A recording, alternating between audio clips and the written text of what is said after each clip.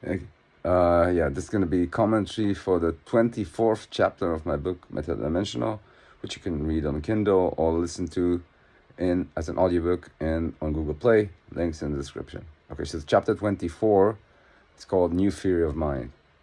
Okay, so here's the problem. How did we, everybody, think about what thought is? The way people, me included, everyone thinks about thought is as there's like this process where you make this deductions and you start from one idea, then you continue to the next, and then you reach the conclusion. Like you progressively you start from something and you end at what you want the thought to produce, and that's the process of thought. That's how you think about it. And it takes time, and there's a lot of steps on the way. And then if you're smart, then you get to where you want. If you don't, you get to the wrong place. Something like that. But what's the problem here? Well, the problem is that the state of the world, or the state of reality as you perceive it during thought, according to this theory, doesn't exist in anything other than perception. There is no world other than the world as it is perceived. So, and the transitions between one world and the next happens through metatemporal evolution, through a process that can override the rationale and the laws and whatever, everything about how the world would have been prior, or could have been prior. So it's like it's not a continuous event. It's not necessarily a continuous event. It's not like you can know from where you came from by looking at the conclusion. So, and this is how we think thought is. We think thought as a process that has a beginning and has an end. And yes, it has a beginning and has an end, but we can't tell what the beginning is when every step we make can basically delete and create a new prior state. That's metatemporal evolution. And this is thought. This isn't like we're not talking about particles in space. We're talking about thought itself. So we end up with something that is more likely to be a distortion of the truth. When what we think is actually the process by which thought emerges is probably a distortion of how it actually happened. Because throughout this process, experience can make experiential leaps. It can change the memories. It can change everything about whatever we can measure in wakeful reality. That includes memories, and that includes brain states, that includes biological vitals or whatever. Everything can be overridden.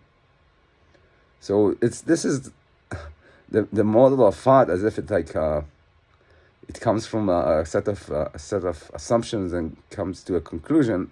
That simply doesn't work.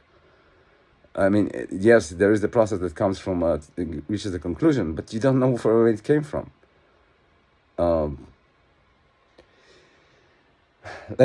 So I guess the way you'd think about thought is as kind of like, let's say, a corn farmer grows corn. So it's the same way a corn farmer grows corn. Thought produces ideas, produces rationale, or something like that. A rational way to get to deductions. But a corn farmer doesn't grow corn. Like the ground lets the seed grow to become a plant that grows corn. What a farmer does is they make sure that the land has nutrients. They make sure that it protects them from parasites, and then sells the produce after, of course, reaping it. And so farmers do lots of stuff, but none of it is growing corn. The corn growing is done by corn.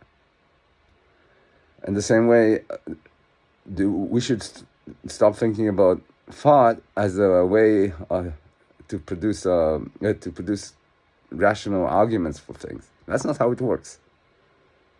The way thought works is at any moment during thought, you are in partially mental, partially wakeful space, like perceiving lots of conditions, constraints, and then intuition comes and draws you to the next thought. And that intuition and the way you're gonna end up might not be anywhere near where you started. Like you might think, oh, I need to think about how I am gonna cut this salad, and you end up with an idea how to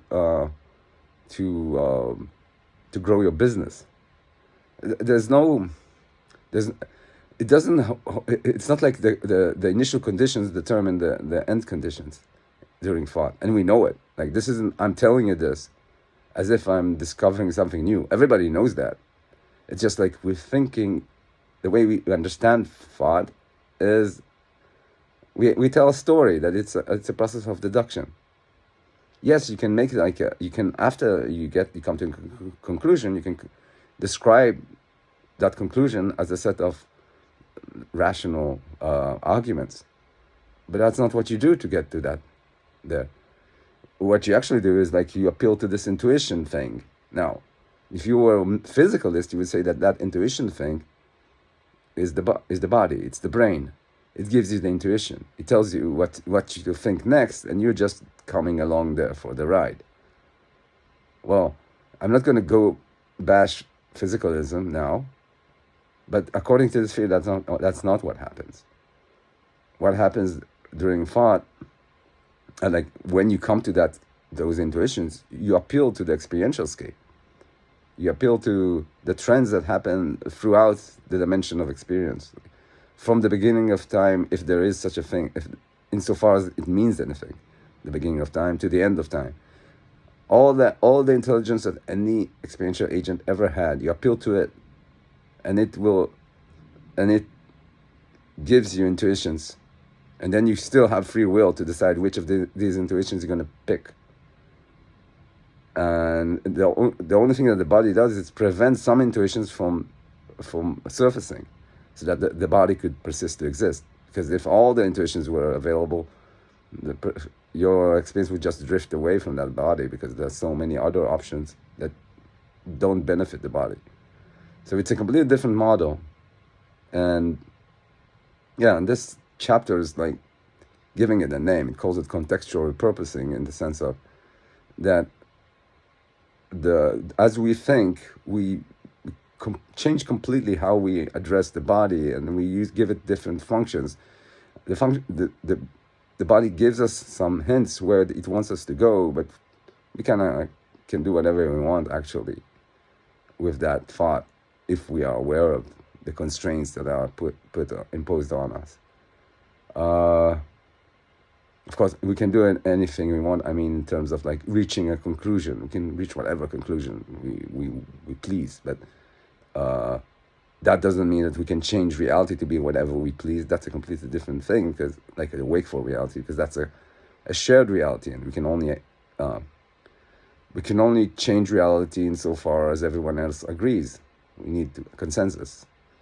So that's a different story. But thought is completely free. And not only is it free, it's unpredictable. And if you think that it's not, then check again next time you find yourself thinking.